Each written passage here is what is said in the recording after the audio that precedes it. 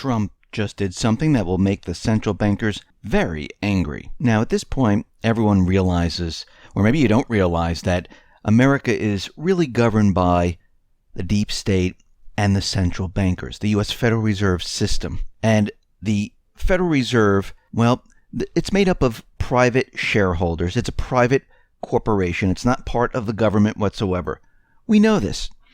And what they're doing right now is they're creating their own story. How are they doing this? Well, back in April 2016, America's Treasury Secretary, Jacob Lew, back in 2016, announced that the country's $5, $10, and $20 bills would have a new design by 2020. Now, he made it seem as if the Treasury Department planned to redesign the banknotes were the voice of the people, that people were asking and they wanted a complete change of these bills. Now, according to the U.S. Treasury Department, groups of activists on social networking sites, well, they started calling for this.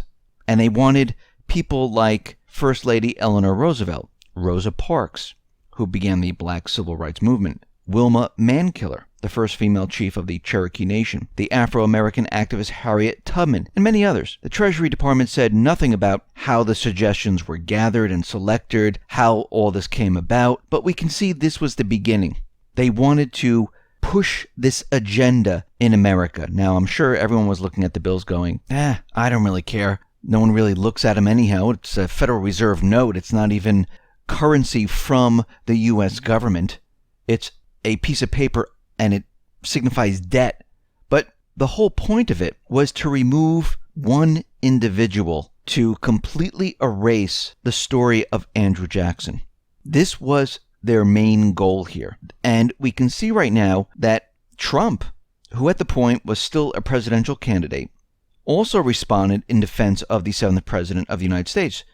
Andrew Jackson has a great history, and it seems rough to take someone off the bill. Now, of course, they were using that he owned slaves and things like that, but we have to go back in time. During that period of time, things were very, very different. And if we go back over the years, we would have to change the entire history of what happened.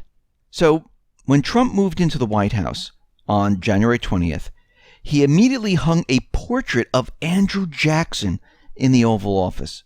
And Trump made it no secret of the fact that the 7th U.S. president is both his role model and his idol.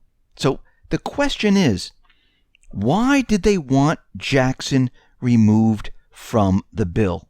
Remember, they're trying to recreate the Federal Reserve's history by erasing everything around it. And before 1913, a lot of the textbooks from the schooling of our youth talked about the central bank, talked about how we should never have a central bank in this country. And if we go back in time to 1828, during the elections of Jackson, his slogan back then was "No bank and Jackson, or bank and no Jackson." Jackson openly declared war on the banks, and he won. In 1831, Nicholas Biddle, the bank's president of the Second American Bank, sent a bill to Congress to extend the bank's charter. Now, Congress passed it, but Andrew Jackson vetoed the bill, which Congress was unable to override. Jackson spoke of the dangers of a central bank. "It is not our citizens only who are to receive the bounty of our government. More than 8 millions of the stock of this bank are held by foreigners. Is there no danger to our liberty and independence in a bank that in its nature has so little to bind it to our country, controlling our currency, receiving our public monies, and holding thousands of our citizens' independence? It would be more formidable and dangerous than a naval and military power of the enemy." Andrew Jackson tore the whole structure apart. In 1833, he moved government funds from the Second Bank to a number of commercial U.S. banks. And even more surprisingly, by the end of his presidency, Andrew Jackson had managed to completely eliminate the national debt. Now, the central bankers tried to assassinate him many, many times.